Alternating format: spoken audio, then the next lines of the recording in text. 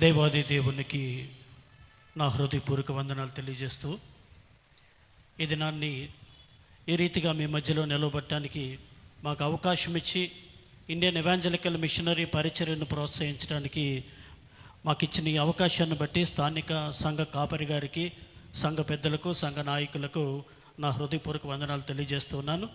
అదే రీతిగా చేరువచ్చిన మీ అందరికీ కూడా మా 940 మంది మిషనరీస్ పక్షంగా మీ అందరికీ కూడా మా హృదయపూర్వక వందనాలు తెలియజేస్తూ ఉన్నాము. మరి దేవుడు గత 2-3 సంవత్సరాల క్రితం అనుకుంటా మరి ఈ ప్రాంతానికి నేను రావటం ఫస్ట్ టైము. అప్పుడు గుంటూరు ఈ వెనక పక్క క్రిస్మస్ టైంలో వాక్యం చెప్పడానికి దేవుడు అవకాశం ఇచ్చాడు. మరొకసారి ఈ రీతిగా మీ మధ్యలో ఉండడానికి దేవుడు ఇచ్చిన ఈ అవకాశాన్ని బట్టి దేవుణ్ణి స్తుతిస్తూ నేరుగా వాక్యంలోనికి మనం వెళ్ళిపోదాం. 2 లేఖన భాగాలు మనం చదువుకొని ముందుకు వెళ్ళడానికి ప్రయత్నం చేద్దాం. మత్తయి సువార్త 7వ అధ్యాయము 21వ వచనాన్ని ఒకరు చదవండి. కీర్తన 143వ కీర్తన 10వ వచనాన్ని ఒకరు చదవండి. ప్రభువా ప్రభువా అని నన్ను పిలిచి ప్రతివాడును పరలోక రాజ్యంలో ప్రవేశింపడు గాని పరలోకమందున నా తండ్రి చిత్త ప్రకారము చేయువాడే ప్రవేశించును.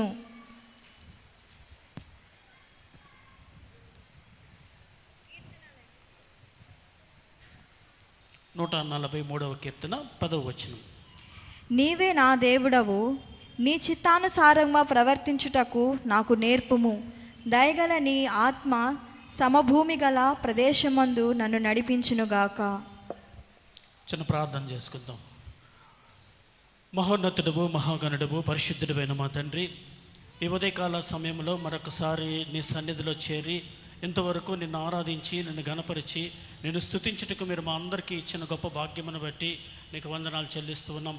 ప్రత్యేకముగా నాయన తండ్రి, ఈ దినాన్ని నీవు అనుగ్రహించిన లేఖన భాగాలను మేము ధ్యానం చేయబోతుండగా నాయన అల్పడను అయోగ్యుడును అయినప్పటికీ మీ మహాకృప ద్వారా నిలవబడిన నాతో మా అందరితో మీరు మాట్లాడి మా ఆత్మీయ జీవితంలో మేము ఏదేది నేర్చుకోవాలో, ఏ విషయాల్లో ఇంకా మేము సరిచేసుకోవాలో మాతో మాట్లాడి మమ్మల్ని నాయన ఖాళీ హృదయాలతో ఉన్న మమ్మల్ని నిండు హృదయాలు కలిగిన వారముగా తిరిగి వెళ్ళటానికి మీ కృపను చూపించి నడిపించమని మా ప్రభువును రక్షకుడైన యేసుక్రీస్తు వారి నామములో ప్రార్థించి స్తుతించి అడిగి వేడుకుంటున్నాం తండ్రి, ఆమేన్. దేవుని బిడ్డలారా, ఈ యొక్క 2 లేఖన భాగాలని మనం గమనించినట్లయితే ఈ రెండిట్లో నుంచి నేను తీసుకుంటున్న అంశం ఏమిటి అని అంటే దేవుని చిత్తము. చాలాసార్లు దేవుని చిత్తమండి అని చాలా తేలిగ్గా మనం మాట్లాడుతూ ఉంటాం. అసలు దేవుని చిత్తం అంటే ఏంటో మనం గ్రహించకుండానే ప్రతిదీ దేవుని చిత్తం అని అనుకోవడం అనేది కరెక్ట్ కాదు అన్నది నా అభిప్రాయం. ఎందుకు అని అంటే లేఖన భాగాలు కూడా అదే చెప్తుంది. ప్రభువా ప్రభువా అని పిలుచు ప్రతివాడు పరలోక రాజ్యములో ప్రవేశింపడు కానీ పరలోకమందున్న ఏమంటండి నా తండ్రి చిత్త ప్రకారము చేయువాడే. సో ఇప్పుడు దేవుని చిత్తం ఏమైందో తెలియకుండా, దేవుడు నీతో ఏం చెప్తున్నాడు అన్నది గ్రహించకుండా నువ్వు ప్రభువా ప్రభువా అని ఎంత పిలిచినా సరే మనకేం లేదంటండి, పరలోక రాజ్యము మనకు లేదు. కానీ ప్రతిదానికి మటుకు ఇది దేవుని చిత్తమండి అని అంటాం. ఉదాహరణకి మనకి ఒక పెళ్లి సంబంధం తీసుకున్నాం అనుకోండి. పెళ్లి సంబంధం జరుగుతూ ఉంటుంది, మాటలేబో అవుతూ ఉంటాయి, అయిపోతాయి. చాలామంది మనల్ని అడుగుతారు కదా, ఏంటంటే మీ అబ్బాయికి ఇంకా పెళ్లి చేయలేదా, మీ అమ్మాయికి ఇంకా పెళ్లి సంబంధం చూడలేదా అంటే, చూస్తున్నామండి కానీ దేవుని చిత్తం ఉండాలి కదండి అంటాం కదా. సరే, ఇలాగే ఒక ఆయన పెళ్లి సంబంధాలు చూస్తూ ఉన్నాడంట. పెళ్లి సంబంధాలు చూస్తున్నప్పుడు ఆయన్ని అడిగాడంట ఒక ఆయన, ఏమంటే మీ అబ్బాయికి ఏదో మొన్న సంబంధం చూసినట్టున్నారు కదా, ఏమైంది అంటే, దేవుని చిత్తమండి ఇంకా కుదరలేదంటే, ఏమైందండి అని అడిగితే ఇచ్చిపుచ్చుకునే దగ్గర మాట కుదరలేదండి అన్నాడంట. ఇప్పుడు ఇది దేవుని చిత్తమా లేకపోతే ఈయన చిత్తమా?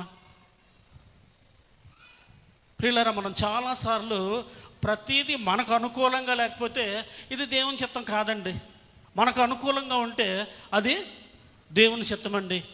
ఇది మనకు చాలా పరిపాటి అయిపోయింది. అయితే ఇక్కడ కీర్తనకారుడు ఒక మాట అంటూ ఉన్నాడు చూడండి. కీర్తనకారుడు ఏమన్నాడు 143వ కీర్తనలో? నీవే నా దేవుడవు, నా దేవుడవు, నీ చిత్తానుసారముగా ప్రవర్తించుటకు నాకు నేర్పుము. ఏమంటే చాలమ్మా, నీ చిత్తానుసారంగా. ఇప్పుడు నేను చెప్పిన మాటను మీరు అర్థం చేసుకుంటే, మీ చిత్తాన్ని నెరవేర్చుకోవడానికి ప్రయత్నం చేస్తూ అది దేవుని చిత్తము అని మీరు అనుకుంటే పొరపాటు. మీ చిత్తాన్ని పక్కన పెట్టి దేవుని చిత్తము ఏంటి అనేది కనుక మనం పరిశీలన చేసుకొని అడుగులు ముందుకు వేసినట్లయితే ఖచ్చితంగా నీకు నాకు దేవుడు అది అనుగ్రహించేవాడుగా ఉన్నాడు. ఇలాగ దైవ చిత్తానుసారంగా ప్రవర్తించినటువంటి కొంతమంది వ్యక్తులు బైబిల్లో ఉన్నారు. నేను అక్కడ కూర్చున్నాను, ఇందాక పాస్టర్ గారు మాట్లాడుతూ ఉంటే నేను చెప్పాలనుకున్నవన్నీ నేను చెప్పేస్తున్నారు అనుకుంటున్నాను. ఇప్పుడు నేనేం చెప్పాలి అని ఆలోచించాను. కానీ దేవుడు ఒక్కొక్కరిని ఒక్కొక్క విధంగా మాట్లాడేస్తాడు. కాబట్టి ఇక్కడ దైవం చిత్తానుసారంగా ఏర్పాటు చేయబడినటువంటి కొంతమంది భక్తుల గురించి ఒక 2-3 విషయాలు మనం గమనిస్తే, అబ్రహాముని గురించి ఇందాక చెప్పారు. అబ్రహాం గురించి ఏం చెప్పారు? ఓకే, ఆయన ఏం చేశాడని చెప్పారు. ఎవరో ఒకరు చెప్పండి.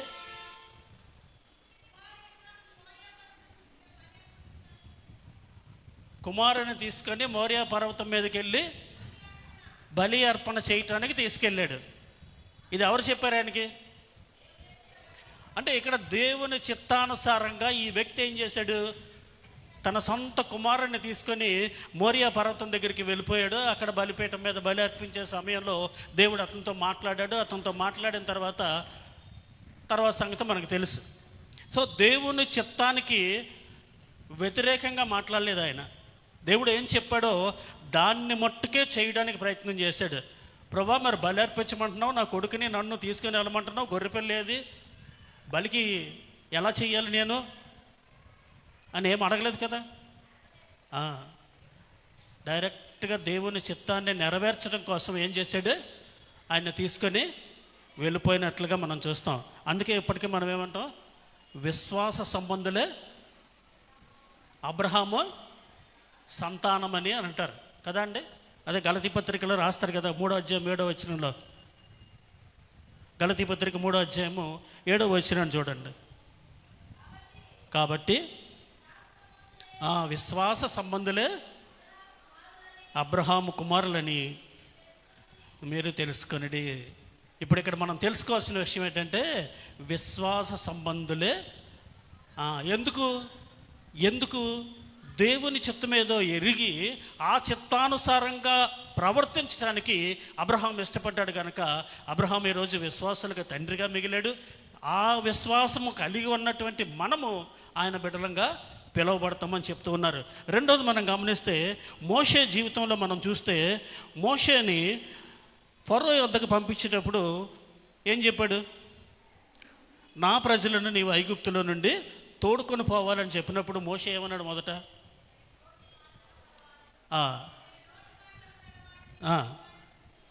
అన్నాడు. కానీ తర్వాత దేవుడు కొన్ని ఏర్పాట్లు చేసి, ఇది నేను చెప్తున్నాను కదా, నువ్వు వెళ్ళు అని చెప్పి మరి అహరోన్ని ఇచ్చి పంపించిన తర్వాత మోషే వెళ్ళాడు. దేవుని చిత్తానుసారంగా తను ప్రవర్తించాడు. దేవుని చిత్తాన్ని నెరవేర్చడానికి ప్రయత్నం చేశాడు. అందుకే దేవుడు మోషేని ఎంతగా హెచ్చించాడో మనం గమనించవచ్చు కదండి. మూడవది, బాలుడైన సమూయేలుని దేవుడు పిలిచినప్పుడు ఏం చెప్పాడు? మొదట 3 సార్లు కూడా ఏలీ దగ్గరికి వెళ్ళాడు.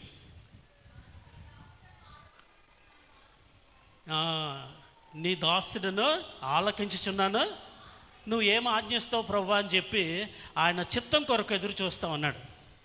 అందుకే సమూయేలు ఒక గొప్ప ప్రవక్తగా ఈరోజు మనందరికీ పరిచితుడైనాడు. వీరందరూ కూడా ఇంత గొప్ప వ్యక్తులుగా మారడానికి గల కారణం ఏంటంటే, వీరందరూ కూడా దేవుని చిత్తానుసారముగా ప్రవర్తించడానికి ఇష్టపడ్డారు. కానీ ఈరోజు మనం దేవుని చిత్తానికి కాకుండా మన చిత్తాన్ని దేవుని చిత్తంగా మార్చుకోవడానికి ఇష్టపడుతున్నామేమో ఒకసారి మనల్ని మనం పరిశీలన చేసుకోవాల్సిన వారంగా ఉన్నాం. దేవుని బిడ్డలారా, దేవుడు మనతో మాట్లాడాలని, దేవుడు మన ద్వారా ఆరాధింపబడాలని, దేవుడు మన నుంచి స్తుతింపబడాలని ఎంతగానో ఆశపడతా ఉన్నాడు. పరలోకములో వేల దూతలు ఆయన స్తుతిస్తున్నప్పటికీ కూడా ఆయన ఈరోజు నీ మధ్యలో నా మధ్యలోకి వచ్చి ఏం ఎదురు చూస్తూ ఉన్నాడనంటే, నువ్వు నేను వచ్చి ఆయన కంటే ముందుగా వచ్చి ఆయన్ని ఆరాధిస్తామేమో అని ఎదురు చూస్తూ ఉన్నాడు.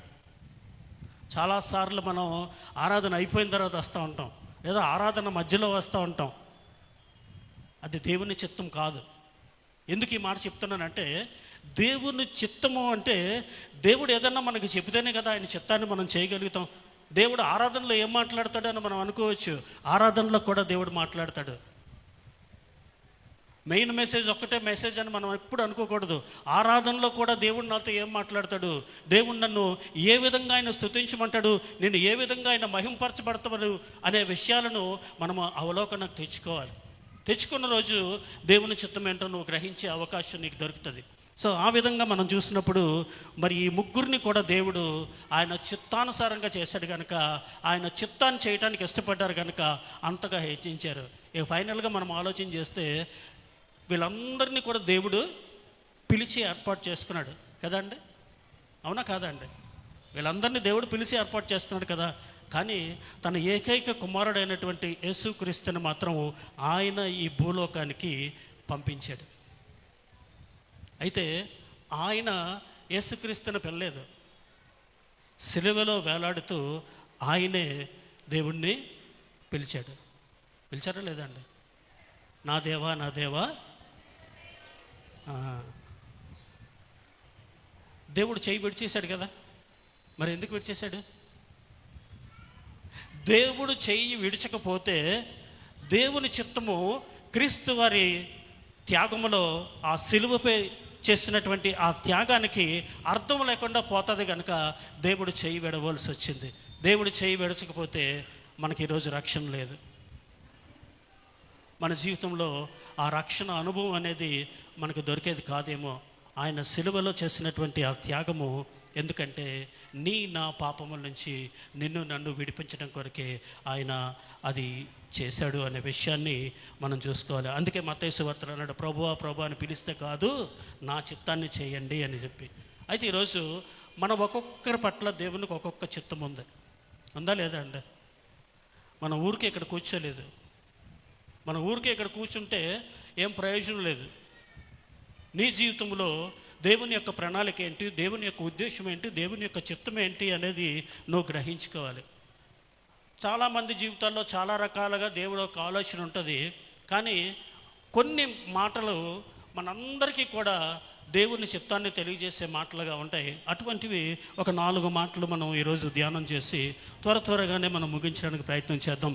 యోహాను సువార్త 6వ అధ్యాయము 40వ వచనం చదవండి. యోహాను సువార్త 6వ అధ్యాయము 40వ వచనం. కుమారుని చూచి ఆయన యందు విశ్వాసముంచు ప్రతివాడును నిత్య జీవము పొందుటయే నా తండ్రి చిత్తము. అంత్య దినమున నేను వానిని లేపుదును. చాలమ్మా, ఇక్కడ ఏమంటున్నాడండి? కుమారుని చూచి ఆయన యందు విశ్వాసముంచు ప్రతివాడును నిత్య జీవము పొందుటయే ఆయన చిత్తం. ఏంటంటే మీరు నేను కూడా నిత్య జీవం పొందాలన్నది ఆయన చిత్తం. ఇది మనం ఎప్పుడైనా గ్రహించుకున్నామా? అంటే చచ్చిపోయిన తర్వాత ఎక్కడికి వెళ్తాం మనకి ఏంటి తెలుసండి, ఏమో. కానీ ఈరోజు నీ జీవితంలో నా జీవితంలో దేవునికి ఉన్నటువంటి చిత్తం ఏంటంటే ఆ నిత్య జీవంలో నువ్వు ఉండాలి. నా కుమారుడు ఆ నిత్య జీవంలో నాతో పాటు ఉండాలని ఆ సిలువ మీద ఆ త్యాగాన్ని చేసిన, నీ కొరకు నా కొరకు ఆ కొరడా దెబ్బలు తిన్న, రక్తం వచ్చేటట్లుగా తన ప్రాణాన్ని పెట్టిన, దాని అర్థం ఏంటి అని అంటే నువ్వు నేను కూడా ఆయన యొక్క నిత్య రాజ్యములో ఆ నిత్య జీవములో ఉండాలి అని ఆయన ఆశపడుతున్నాడు. అదే నీ విషయంలో నా విషయంలో దేవుని యొక్క చిత్తము. మనం కనుక పాత నిబంధన గ్రంథంలో చూస్తే సంఖ్యాకాండంలో 21వ అధ్యాయంలో 1 నుంచి 9 వచనాలు కనుక మనం గమనిస్తే అక్కడ మనం చూస్తాం. చూడండి, సంఖ్యాకాండము 21వ అధ్యాయము 1 నుంచి 9 వచనాల్లో కొన్ని మాటలు ఉన్నాయి. అందులో కొన్ని మాటలే మనం చదువుదాం. ఇశ్రాయేలీయులు ఆతారీయుల మార్గమున వచ్చుచున్నారని దక్షిణ దిక్కున నివసించిన కానానీయుడైన ఆరాదు రాజు విని అతడు ఇశ్రాయేలీలతో యుద్ధము చేసి వారిలో కొందరిని చెరపట్టగా ఇశ్రాయేలీలు యెహోవాకు మొక్కుకొని, నీవు మా చేతికి ఈ జనమును బొత్తిగా అప్పగించిన ఎడల మేము వారి పట్టణములను నీ పేరట నిర్మూలము చేసిదమనిరి. యెహోవా ఇశ్రాయేలుల మాట ఆలకించి ఆ కానానీయులను అప్పగింపగా ఇశ్రాయేలీలు వారిని వారి పట్టణములను నిర్మూలము చేసిరి. అందువలన ఆ చోటికి హోర్మా అను పేరు పెట్టబడెను. వారు ఎదోము దేశమును చుట్టిపోవలెనని హోరు కొండ నుండి ఎర్ర సముద్రము మార్గముగా సాగినప్పుడు మార్గయాసము చేత జనులు ప్రాణము సొమ్మసిల్లెను కాగా. అక్కడ ఆగుదాం. ఇక్కడ మనం చూస్తూ ఉన్నాం, ఏమైందంట, ఆయాసం చేత జనుల ప్రాణము సొమ్మసిల్లెను అని రాయబడ్డది కదా.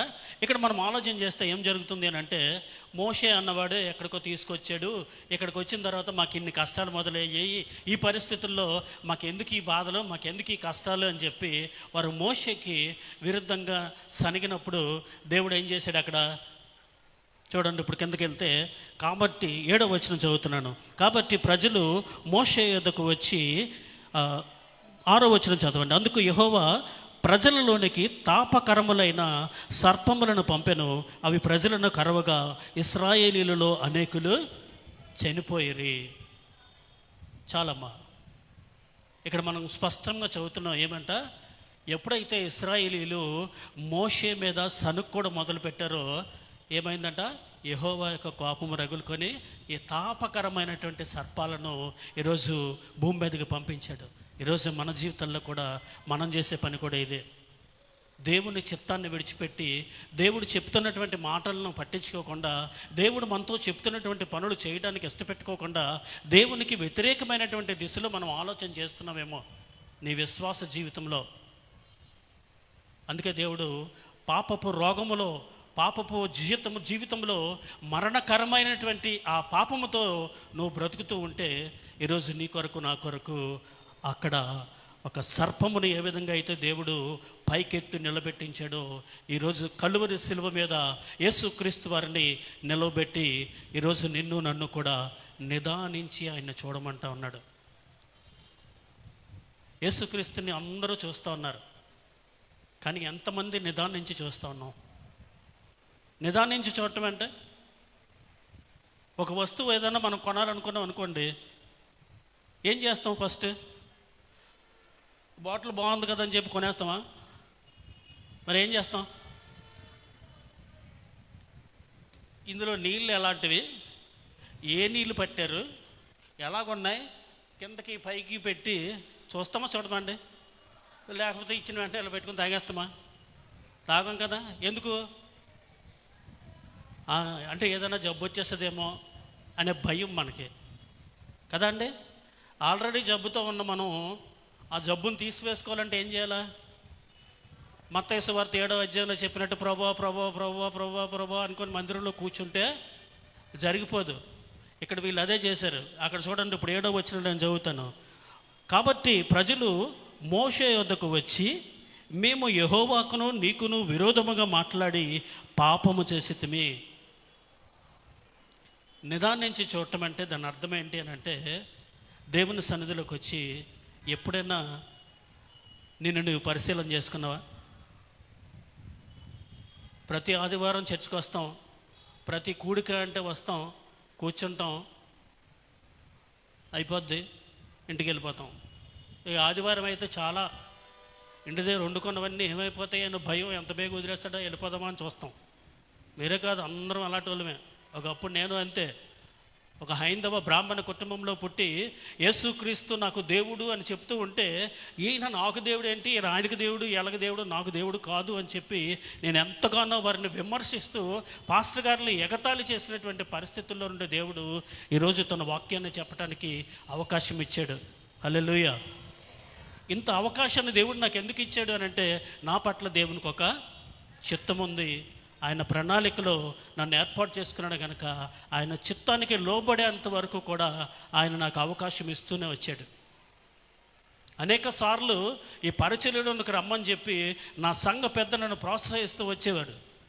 ఈ మిషనరీ సేవలోకి రాబాబు, మిషనరీ సేవలోకి వస్తే బాగుంటుంది, నువ్వు చక్కగా పని చేయగలుగుతావు, దేవుణ్ణి చక్కగా మరి మహిమపరచబడతావు అని చెప్పి ఆయన ఎంతో చెప్తూ ఉంటే నేను చాలా లైట్గా తీసుకునేవాడిని. ఊరుకోండి సార్, మీకేం పైన పోట, మీకు ఏదో చేస్తారు, మీకు అన్నీ ఉన్నాయి, మీకు ఏమండి ఇలాగే మాట్లాడతారు, నాకేదో ఉద్యోగం ఉంది, ఏదో ఉద్యోగం చేసుకుని బ్రతుకుతాను నేను అని అతన్ని ప్రతిసారి అదే చెప్తూ ఉండేవాడిని. ఈరోజు చాలామంది ఇదే చెప్తా ఉన్నారు. దేవుని మీద విశ్వాసం ఉంది, దేవుణ్ణి స్తుతిస్తాం, దేవుణ్ణి ఆరాధిస్తాం, కానీ ఆయన పని చేయటానికి మాత్రం, ఆయన చిత్తాన్ని చేయటానికి మాత్రం మనం ఎత్తిపెట్టుకోం. కానీ దేవుడు ఇలాంటి దేవుడు కాదండి. నిన్ను ఏర్పాటు చేసుకున్నాడు అని అంటే ఖచ్చితంగా నువ్వు వచ్చే వరకు నిన్ను విడిచిపెట్టేవాడు కాదు. హల్లెలూయా. నన్ను విడిచిపెట్టలేదు. నేను అన్నాను ఆయనతోటి, ఓ పని చేయండి సార్, నాకు 1,00,000 రూపాయలు ఇవ్వండి, మళ్ళీ తిరిగి ఇచ్చేస్తాను మీకు, నేను మిషనరీ సేవకు వచ్చేస్తాను, ఈ లోపు నాకున్న కొద్దిపాటు అప్పులు తీర్చేస్తానని చెప్పి ఆయన అడిగాను. అడిగితే 2 నెలలు కనిపించలేదు ఆయన. అంతే కదా, 1,00,000 రూపాయలు ఎవరు ఇస్తారండి ఈరోజు? వస్తారా బాబు, లేకపోతే లేదని చెప్పి వదిలి వచ్చాయన. 2 నెలలు నా దగ్గరికి రాలేదు ఆయన. మళ్ళీ 2 నెలల తర్వాత వచ్చాడు. 2 నెలల తర్వాత వచ్చి మళ్ళీ అదే చెప్తున్నాడు. అయినా నేను వినలేదు. చివరికి దేవుడు ఒక ముట్టకే ముట్టాడు. ముట్టినప్పుడు ఉన్న ఉద్యోగం పోయి ఈ ఉద్యోగంలోకి వచ్చాను. ఈ ఉద్యోగంలోకి వచ్చిన తర్వాత దేవుడు నాకు ఎక్కడ తక్కువ చేయలేదు. హల్లెలూయా. ఈ మాట ఎందుకు చెప్తున్నాను తెలుసండి? నేను అప్పటికి పని చేస్తున్న నా ఉద్యోగంలో నాకు 15,000 రూపాయలు జీతం ఇచ్చేవారు. నన్ను మిషన్లోకి రమ్మంటుంటే నాకు ఇచ్చే జీతం 3,500 రూపాయలు. ఎక్కడ 15,000, ఎక్కడ 3,500? నేను ఎలా బతకాలి? నాకంటూ ఒక ఇది ఉండాలి కదా అని నేను తిరస్కరిస్తూ వచ్చాను.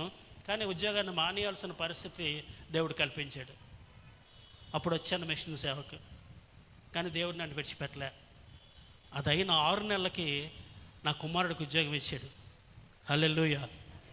ఆయనకి ఇచ్చిన జీతం అప్పటికి 7,500. అంటే నా జీతం 3,500, వీడికి ఇచ్చింది 7,500 అయితే 11,000 రూపాయలు జీతం వచ్చింది అప్పుడు నా ఇంటికి. దేవుడు అంత విడిచిపెడతాడండి? చాలామంది ఈరోజు అనుకునేది ఇదే, అరే మిషనరీ సేవకి వెళ్ళిపోతే ఇప్పుడు నేను 50,000 జీతం తెచ్చుకుంటున్నాను, ఆడికి వెళ్తే 10,000 కూడా ఎవరు, ఏం చేస్తామండి సేవ, కావాలంటే బయట ఉంటే మేము కూడా ఏదో ఒకటి ఇస్తూ ఉంటామండి అని అంటారు. అదా దేవుని చిత్తం నీ జీవితంలో? నువ్వు గ్రహించగలిగితే మటుకు ఈ 50,000 నీకు కనబడదు. అక్కడ నిన్ను ఏర్పాటు చేసుకోవడానికి ఇష్టపడుతున్న దేవుడు నీకు కనబడతాడు. హల్లెలూయా. అది నువ్వు నమ్మగలిగితే, నువ్వు విశ్వసించగలిగితే దేవుడు నిన్ను వాడుకోవడానికి ఇష్టపడతాడు. అందుకనే అక్కడ ఏం చేశాడంటే, వాళ్ళు ఎప్పుడైతే పశ్చాత్తాపడి ఆ అక్కడికి వచ్చి ఆ సర్పాన్ని ఎలాగైతే నిదానించి చూశారో, ఈరోజు నీ జీవితంలో, నా జీవితంలో కూడా నిత్య జీవానికి వారసులుగా చేయాలని ఆయన యొక్క చిత్తము నెరవేర్చబడాలి అంటే ఈరోజు మన జీవితాల్లో కూడా సిలువ మీద ఉన్నటువంటి యేసు ప్రభువుని నిదానించి నువ్వు చూడగలగాల. నువ్వు చూడగలుగుతున్నావా ఈరోజు? నువ్వు చూడగలిగితే తప్పకుండా దేవుడుకు నిత్య జీవాన్ని ఇవ్వడానికి ఇష్టపడుతూ ఉన్నాడు. నిదానించి చూడటం అంటే నీ పాప స్థితిని, నేనేం పాపం చేస్తున్నానండి అని అనుకుంటున్నావేమో. దేవుని దృష్టిలో చిన్న పాపము కూడా పెద్ద పాపమే కదండి. ఎక్కడ చూసాం మనం ఆ మాట? మోషే జీవితంలో చూసామా? మొదటిసారి దేవుడు బండను కొట్టమన్నాడు. రెండోసారి ఏమన్నాడండి? మాట్లాడమన్నాడు. కానీ ఏం చేశాడు?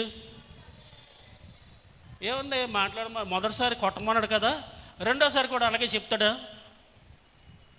దేవుడు ఎప్పుడు ఏ విధంగా నీతో మాట్లాడాలో, ఎందుకు ఇందాక అన్నాను, ఆరాధనలో కూడా దేవుడు మనతో మాట్లాడతాడు.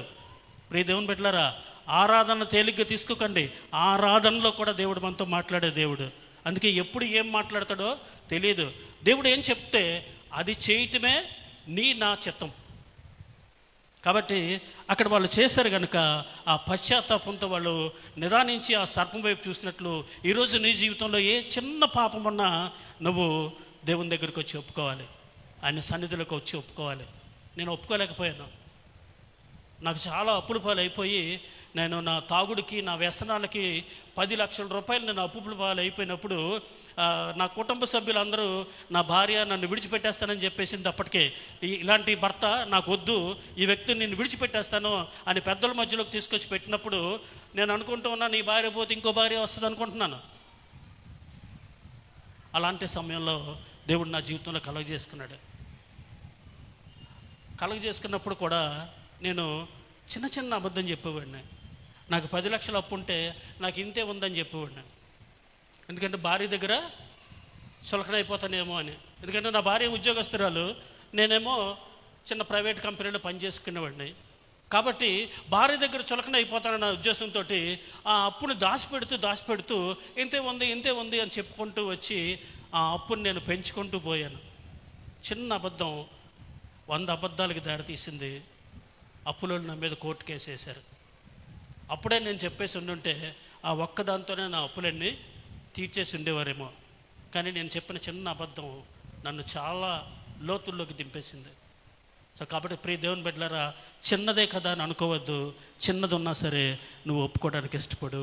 కన్నీటితో ప్రాధేయపడితే దేవుడు తప్పకుండా నన్ను క్షమించి ఆ నిత్య జీవంలో ఉండేలాగా ఆయన చేయగలుగుతాడు. రెండో మాట మనం చూద్దాం. 1 దశలోనిక పత్రిక 4వ అధ్యాయము 3వ వచనాన్ని చదవండి. 1 దశలోనిక పత్రిక 4వ అధ్యాయము 3వ వచనం.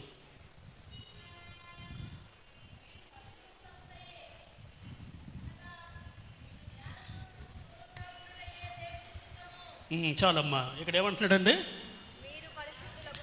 పరిశుద్ధులగుటయే. చాలమ్మా. మనం పరిశుద్ధంగా ఉండాలి అన్నదే దేవుని యొక్క చిత్తం. అందుకే 1 పేతురు పత్రికలో 1వ అధ్యాయం 14 నుంచి 16 వచనాలు కలిపి ఉంటే ఒకసారి చూడండి ఆ మాట. 1 పేతురు పత్రిక 1వ అధ్యాయము. నేను పరిశుద్ధుడినై ఉన్నాను గనుక మీరును పరిశుద్ధులై ఉండుడని వ్రాయబడి ఉన్నది. కాగా మీరు విధేయులగు పిల్లలై మీ పూర్వపు ఆజ్ఞ దశలో మీకుండిన ఆశలను అనుసరించి ప్రవర్తింపక మిమ్మును పిలిచిన వాడు పరిశుద్ధుడై ఉన్న ప్రకారము మీరును సమస్త ప్రవర్తన యందు పరిశుద్ధులై ఉండుడి. ఏమంటాడంటే చాలమ్మా. ఇక్కడ మనం గమనిస్తున్నాము, మనం పరిశుద్ధంగా ఉండాలన్నది దేవుని చిత్తమైతే మనం పరిశుద్ధంగా ఉండడానికి మనల్ని పిలిచిన వాడు ఎవరంటండి? పరిశుద్ధుడా కాదా? మనల్ని పిలిచిన వాడు పరిశుద్ధుడు కనుక మనం కూడా ఎలాగ ఉండాలంటున్నాడు? అదే ఆయన చిత్తం. ఈ పరిశుద్ధత అంటే చాలామంది చాలా రకాలుగా ఆలోచిస్తారు. మత్తయి సువార్తలో మనకు ఆల్రెడీ చెప్పబడింది, కొన్ని మాటలు చెప్పబడ్డాయి అక్కడ. జారత్వము అనేది చాలా భయంకరమైనటువంటి పాపము అని మనకు బైబిల్ మొత్తంలో మనం చూస్తే మనకు కనబడుతుంది. దావీదు చేసిన పాపం ద్వారా దావీదు ఏం కోల్పోయాడో మనకు తెలుసు. కానీ తర్వాత దావీదుని దేవుడు క్షమించాడు కనుక ఆ విషయంలో ఆయన పాపాలు క్షమించబడ్డాయి, కానీ ఆయనకు రావాల్సిన శిక్ష మాత్రం ఆయనకు వచ్చింది. అయితే అది పక్కన పెడదాం, దాని గురించి మనం మాట్లాడుకోవాల్సిన అవసరం లేదు. కానీ ఇప్పుడు ఈ యొక్క జారత్వంలో పడకుండా కాపాడుకోవాల్సిన బాధ్యత ఎవరిది అని అంటే మందే కాదా? మందేనా అండి? మరి ఎలా కాపాడుకుంటాం?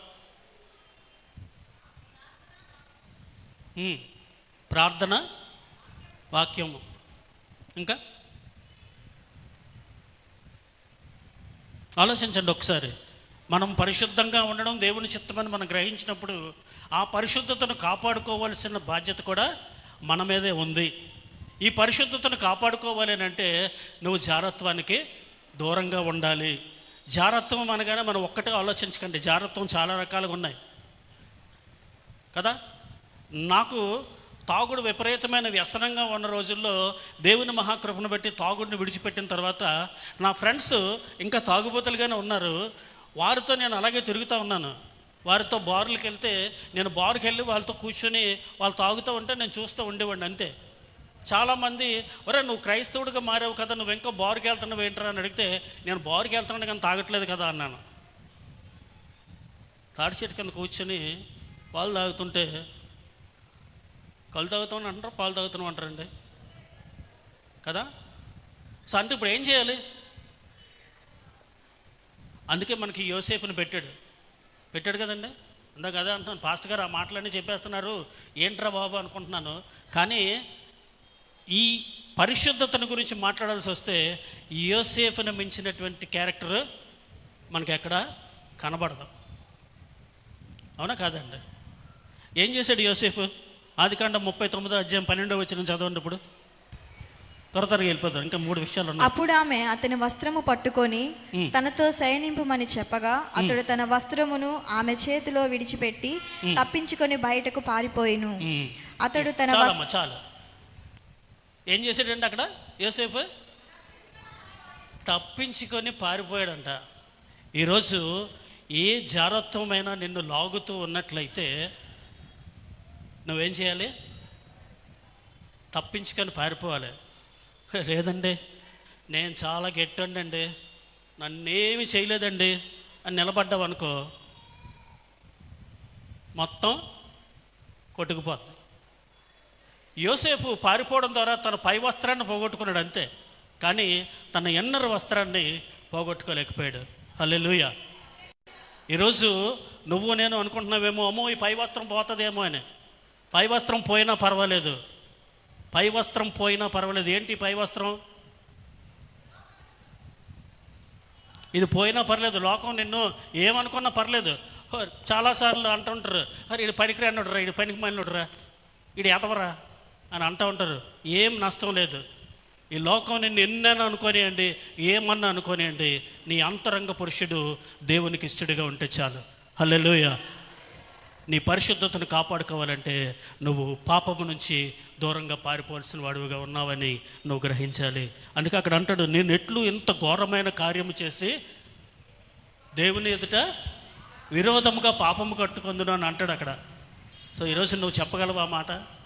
దేవునికి విరోధంగా నేను ఏం చేయకుండా నన్ను నిరోధించాలని చెప్పి నువ్వు ఎప్పుడైనా దేవుని సన్నిధిలో ప్రార్థన చేసుకున్నావా? నీ పరిశుద్ధతను కాపాడుకోవాలని అంటే నువ్వు దేవుని సన్నిధికి వచ్చి దేవుని సన్నిధిలో ఆయన నువ్వు చూసినప్పుడే ఆయన నీకు కనబడతాడు. నీ పరిశుద్ధతను గురించి ఆయన తన చిత్తాన్ని నెరవేర్చడానికి ఇష్టపడతా ఉన్నాడు. ఎందుకంటే నువ్వు పరిశుద్ధంగా ఉండడమే ఆయన యొక్క చిత్తం కనుక ఆ చిత్తాన్ని నెరవేర్చడానికి ఆయన చూస్తూ ఉన్నాడు. అందుకే మొదటి దెస్సలోనికీ పత్రికలో 3వ అధ్యాయంలో 4-5 వచనాలు మనం ఒక్కసారి చదువుదామా? మొదటి దెస్సలోనికీ పత్రిక 3వ అధ్యాయము 4-5 వచనాలు. ఎవడనూ కదిలింపబడకుండానట్లు మిమ్మును స్థిరపరచుటకును మీ విశ్వాస విషయమై మిమ్మును హెచ్చరించుటకును మన సహోదరుడును క్రీస్తు సువార్త విషయములో దేవుని పరిచారకుడునైన తిమోతిని పంపితిని. మేము మీ యొద్ద ఉన్నప్పుడు మనము శ్రమను అనుభవింపవలసి ఉన్నదని మీతో ముందుగా చెప్పితిమి కదా, అలాగే జరిగినది. ఇది మీకును తెలియను. అట్టి శ్రమలను అనుభవించుటకు మనము నియమింపబడిన వారమని మీరెరుగుదురు. అందుచేత నేనును ఇకను హింసింపచాలక శోధకుడు మిమ్మును ఒకవేళ శోధించినేమో అననియు మా ప్రయాసము వ్యర్థమై. 4వ వచనం. ఎవడును కదిలింపబడకుండునట్లు. అమ్మా 3వ అధ్యాయం కాదు, 4వ అధ్యాయంలో 4వ వచనం చదువుతల్లి. మీలో ప్రతివాడును దేవుని ఎరుగని అన్యజనుల వలె కామాభిలాషయందు కాక పరిశుద్ధత యందును ఘనత యందును తన ఘటమును ఎట్లు కాపాడుకొనవలెనో అది ఎరిగి ఉండుటయే దేవుని చిత్తము. అదండి ఈ విషయం చాలు, అక్కడ ఆగిపోదు. మొట్టమొదటి మనకేం చెప్పాడు? పరిశుద్ధతను కాపాడుకోవటమే దేవుని చిత్తం అన్నాడు. ఇక్కడ ఈ వాక్యాన్ని చూసినప్పుడు పరిశుద్ధత యందు ఘనత యందు తన ఘటమును ఎట్లు కాపాడుకోవాలో అది ఎరిగి ఉండుటయే. ఇప్పుడు చెప్పండి, ఇది ఎరగాలంటే మనం ఏం చేయాలి? ఇప్పుడు పరిశుద్ధంగా ఉండాలంటే ఏం చేయాలి? దేవుని చిత్తానికి లోపడాలంటే ఏం చేయాలి? ఇవన్నిటికీ ఒక 2 ఆన్సర్లు ఉన్నాయి. నా ఆన్సర్ చెప్తే నేను వదిలేస్తాను. ఆ 2 ఆన్సర్లు చెప్పండి చాలు నాకు. ఇవన్నీ కాదు, 2 ఆన్సర్లు ఉన్నాయి. నువ్వు పరిశుద్ధతను కాపాడుకోవాలన్నా, నువ్వు పరిశుద్ధంగా ఉండాలన్నా, నువ్వు దేవుని చిత్తాన్ని తెలుసుకోవాలన్నా, దేవుడు నీతో మాట్లాడాలన్నా నువ్వు చేయాల్సిన పని ఏంటి? ఫస్ట్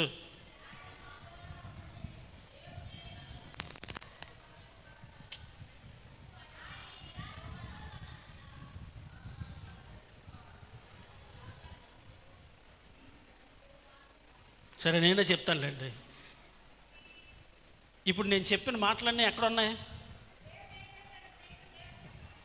నేను చెప్పిన మాటలన్నీ ఎక్కడ రాయబడ్డాయి? ఎక్కడండి? వినబడలేదు, చెప్పండి గట్టిగా. పరిశుద్ధ గ్రంథంలో ఉన్నాయా?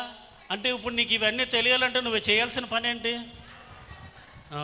అది నా ప్రశ్న, నా పాయింట్. ఇది మీరు ఎరిగి ఉండుట ఆయన చిత్తము అని చెబుతూ ఉన్నాడంటే ఇది ఎలా ఎరుగుతావు? నువ్వు వాక్యాన్ని చదివితేనే నువ్వు ఆయన చిత్తం ఏంటో నువ్వు ఎరగలుగుతావు. ఎందుకంటే వాక్యం నీతో మాట్లాడుతుంది. వాక్యం నీతో మాట్లాడినప్పుడు, ప్రభా నేను పరిశుద్ధంగా ఉండాలని కోరుకుంటున్నావు కాబట్టి నా పరిశుద్ధతను నేను ఎలా కాపాడుకోవాలో నువ్వు చెప్పావు కాబట్టి ఆ పరిశుద్ధతను కాపాడుకోవడంలో నువ్వు నాకు సహాయం చేయని చెప్పి నువ్వు దేవుని దగ్గరికి రాగలిగితే దేవుడు నిన్ను పరిశుద్ధంగా ఉంచడానికి ఇష్టపడతా ఉన్నాడు. హల్లెలూయా. కాబట్టి ప్రియ దేవుని బిడ్డలారా, మన చూపులో కానీ, మన మాటలో కానీ, మనం వినే విషయాల్లో కానీ, మనం చెప్పే ప్రతి విషయంలోనూ మన పరిశుద్ధతను మనం కాపాడుకోవాలి. మన మాట పరిశుద్ధంగా లేదనుకోండి, మన చూపు పరిశుద్ధంగా లేదనుకోండి, మనం వినే మాటలు పరిశుద్ధంగా లేవనుకోండి, నీ జీవితంలో అపవిత్రత అనేది నిన్ను చుట్టుకొని ఉంటుంది.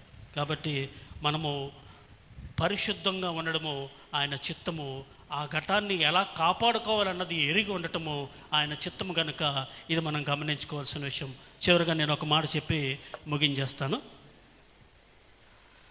1 దశలోనికి రాసిన పత్రిక 5వ అధ్యాయము 16వ వచనాన్ని చదవండి. ఇప్పుడు 1 దశలోనికి రాసిన పత్రిక, ప్రతి విషయమందును కృతజ్ఞతాస్తుతులు చెల్లించుడి, ఈలాగు చేయుట యేసుక్రీస్తునందు మీ విషయములో దేవుని చిత్తము. చాలమ్మ చాలు. మూడోది ఏంటమ్మా ఇప్పుడు? ప్రతి విషయంలోనూ చెల్లించుటయే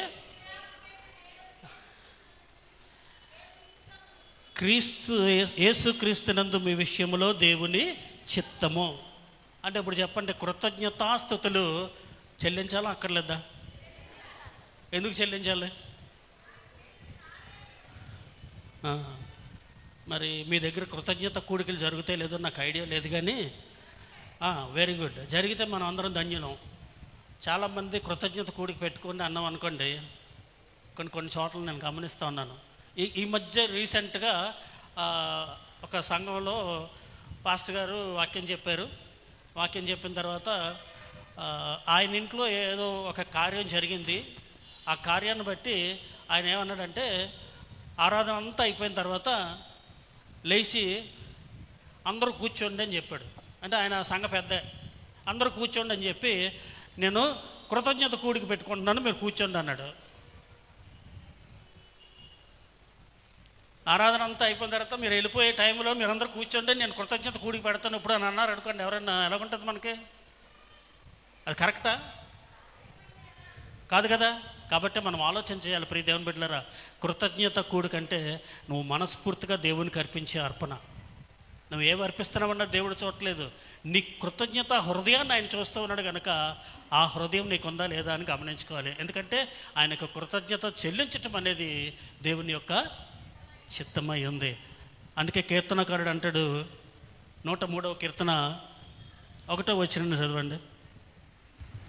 నా ప్రాణమా యెహోవాను సన్నుతింపుము, నా అంతరంగమందున్న సమస్తమా ఆయన పరిశుద్ధ నామమును సన్నుతించుము. చాలమ్మా. అంతరంగములో ఉన్న సమస్తముతో ఏం చేయాలటండి? ఆయన పరిశుద్ధ నామాన్ని సన్నుతించాలి. దీనికి చక్కటి ఉదాహరణ ఏంటంటే యోబుని తీసుకోండి. యోబు ఏం చేశాడు? ఏమండి, ఇందాక చెప్పినట్టున్నారు కదా పాస్టర్ గారు, ఏం చేశాడు యోబు? యెహోవా ఇచ్చెను, యెహోవాయే తీసుకొనెను అని అన్నాడా? మనకి ఏమని ఇస్తేనే కృతజ్ఞత. మా అబ్బాయి 10th క్లాస్ ఫెయిల్ అయిపోయాడు, దేవునికి వందనాలు, దేవునికి కృతజ్ఞతలు మనం చెప్తామా? చెప్తామండి? చెప్పం. ఎందుకు చెప్తాం? ఏం చేశాడు దేవుడు మనకి? ఏం చేయలేదు దేవుడు. మా అబ్బాయి 10th పోయింది, మా అబ్బాయి 10th పోయిందండి, దేవుడు ఏం చేశాడండి? దేవుడు కృతజ్ఞతలు చెప్పమంటున్నారు మీరు అని మాట్లాడుతాం మనం. కానీ యోబు అలా చెప్పలేదు. యెహోవా ఇచ్చెను, యెహోవా. నేను ఒక చిన్న ఎగ్జాంపుల్ చెప్పి నేను ముగించేస్తాను. ఒక ఆయన వాళ్ళలో బయలుదేరి వెళ్ళాడంట. వాళ్ళలో బయలుదేరితే దురదృష్టవశాత్తు తుఫాన్ వచ్చి వాడంతా కొట్టుకుపోయి ఈయన ఒక దీవిలోకి ఏడ్చబడ్డాడట. ఆ దీవిలో ఉన్నాడు. ఆయన రక్షించేవాడు ఎవరూ లేడు. అక్కడే ఉండాల్సిన పరిస్థితుల్లో ఆయన ఏదో చిన్న గుడిసె వేసుకొని ఆ గుడిసెలో నివాసం చేస్తూ ఉంటే అనుకోకుండా ఒకరోజు ఆ గుడిసెకి నిప్పు అంటుకొని కాలిపోయింది. ఉన్న ఆధారం కూడా కోల్పోయాడు. ఆయన చాలా బాధపడుతూ కూర్చున్నాడు. కానీ ఆ కాలిపోయిన ఆ గుడిసెలో నుంచి ఎగసిపడే మంటలు దూరంగా ఉన్నటువంటి ఇంకొక ఓడలో వాళ్ళు చూసి ఒక చిన్న బోట్ వేసుకొని వీళ్ళ దగ్గరికి వచ్చి ఏంటి ఇక్కడ జరుగుతుందని చెప్పి చూడటానికి వస్తే ఈయన ఇక్కడ ఇలాగ ఉన్నాడు. ఈయన పరిస్థితిని చూసి జాలిపడి ఏం చేశారంటే వాళ్ళు ఆయనతో పాటు తీసుకెళ్తే ఆ దీవిలో నుంచి ఆయనకి విడుదల వచ్చింది. ఇక్కడ ఏమర్థమైంది మీకు?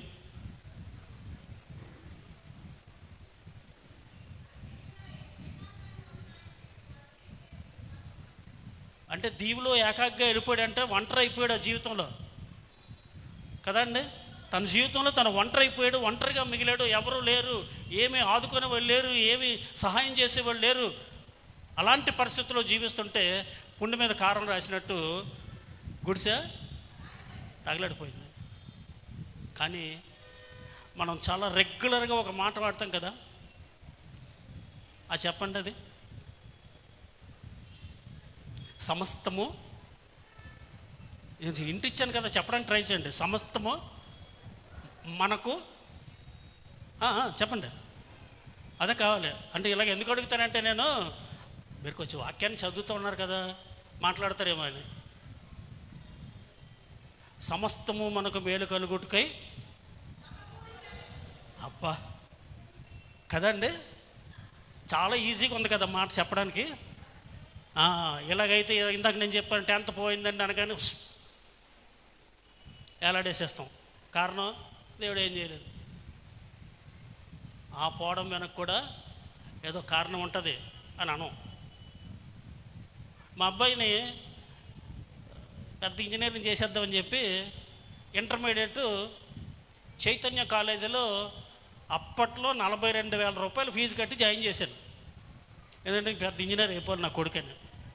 తీరా చూస్తే ఫస్ట్ ఇయర్ ఫెయిల్ అయిపోయాడు. ఏం చేయాలి ఇప్పుడు? నేను కాలేజీలతో వెళ్ళి చాలా గొడవ చేశాను.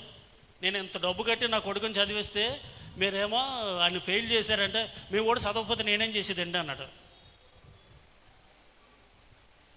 నా టీసీ నాకు ఇచ్చే అన్నాను, ఇచ్చేసాడు. తీసుకెళ్ళిపోండి మీ అబ్బాయి ఇలాంటి మాకు అక్కర్లేదు, తీసుకెళ్ళిపోండి అన్నాడు. తీసుకొచ్చాను. ఒక అనామత కాలేజీలో జాయిన్ చేశాను.